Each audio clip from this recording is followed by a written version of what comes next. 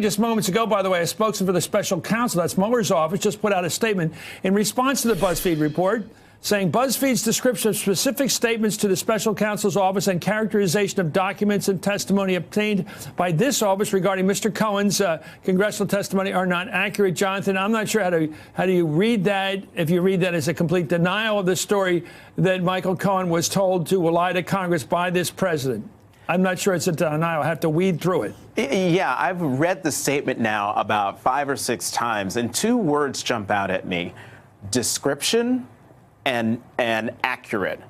They're not saying it's false. They're saying it's not the overall One of the false. oldest flackery lines in history. Right, they're not accurate. And the description of what was said. Now, maybe I'm being overly lawyer-like and not being a lawyer. But those were 2 things that jumped out at me. And the interesting thing will be, how do the 2 BuzzFeed reporters respond? How do they report on this statement? How do they interpret? Jennifer, one question I have right off the bat is, why are they responding? Mueller responds to nada, hasn't responded to anything in a year. That is the biggest question, I think, and I can't figure out a good answer to that. Now, in addition to what Jonathan saw, what I see is a denial that these things were told to the special prosecutor's office, to this office. So perhaps they occurred, perhaps they were told to a different set of prosecutors, i.e. the Southern District, but not to this office. But why he would go to this length to deny a story when, as you say, there have been so many other misinformation, misstatements, and the special counsel has never done that. It is very hard to pierce and figure out what is going through his mind and why he would go to that extreme on this statement. Any of your thoughts? You're reporting. It just popped, so I haven't done reporting since I've been sitting right here, but this statement certainly raises more questions than it answers, especially the strangeness of the spokesman that never speaks, which is the Mueller spokesman issuing a statement. Okay, we have another party that's trying to shut up this witness, trying to shut up this whole story. His name is Donald Trump. And Godfather 2, he's scaring the witness into not talking by saying, I may go after your father-in-law. It does remind me of Pantangelo's brother coming back from Sicily. I'm sorry. It does, right. Great scene, by the way.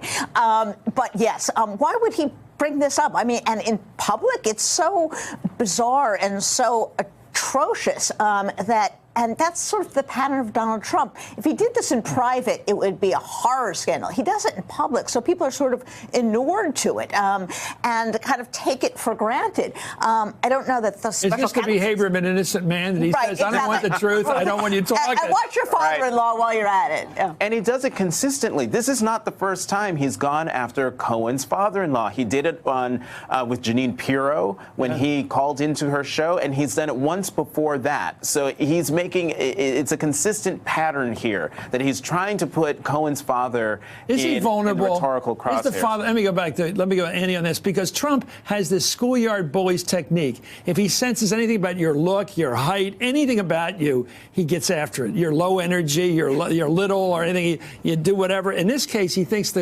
Mr. Cohen's worried about his father-in-law, because that means he's worried about the marriage, he's worried about his wife, worried about the whole family, not just the father-in-law. But I thought the father's legal business was behind him many years. Yeah, it's over. I mean, you're right that Cohen is someone that Trump knows really well, so he would know if the family is a vulnerability here. He can push on that bruise. But this is, the tweets today at Cohen are kind of in line with him pushing the limit of witness tampering that he's done, and that we've seen this gray area in the past, him commanding Sessions to end the special counsel's investigation. He kind of goes right up to that line a lot in terms of, is this witness tampering, or is this just spouting off on Twitter? So this seems to be the big story of the week. I think we had a bigger story early in the week, but as this week goes, as so many weeks lately, every day the day gets topped the next day by a bigger story. This one, I get the feeling that this is the one that's going to drive the House Impeachment Committee. Judiciary. Barry Nadler's already moving. If it's on hearings. They're certainly going to have hearings, and I think this points to, a very important point, which is if they can find something concrete, discrete, easily explained to the American people, that will have much more power than a very complicated tale that takes lots of Russian names to explain it. So perhaps this is too good to be checked, as they say, on this story. But they are going to be looking for these discrete acts which are easily explained and which Republicans in the past have been on record about. It would be great. Let's bring in Ken Delaney on that one. He's available. Here he is. Ken, what do you know about this news story?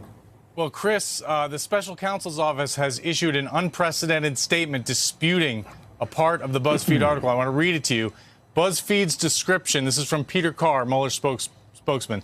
BuzzFeed's description of specific statements to the special counsel's office and characterization of documents and testimony obtained by this office regarding Michael Cohen's congressional testimony are not accurate.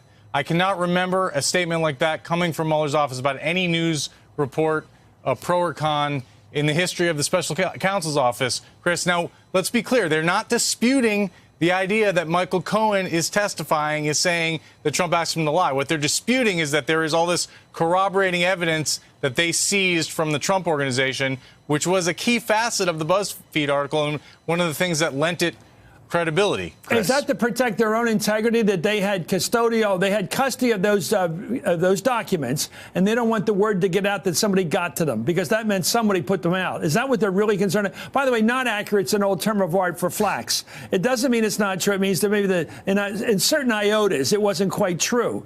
But it doesn't deny, as you say, the thrust of the article. Your thoughts? No, but it does. The flackery involved here. But they are disputing, Chris. I read this as the special counsel is disputing that they have obtained evidence from the Trump Organization, emails, documents, and testimony saying that Donald Trump asked Michael Cohen to lie. And when you think about it, that was always, I've been saying this in the air today, that is a little hard to believe that people would put that in writing, in text messages, in emails. Oh, Trump wants Cohen to lie to Congress. That's what the article suggested. Yeah. That was the hardest part of it to believe. But it's also the thing that suggested that it was corroborated. It's not just the word of Michael Cohen, an admitted liar and a soon-to-be convicted felon, Chris. Hey there, I'm Chris Hayes from MSNBC. Thanks for watching MSNBC on YouTube. If you want to keep up to date with the videos we're putting out, you can click subscribe just below me or click over on this list to see lots of other great videos.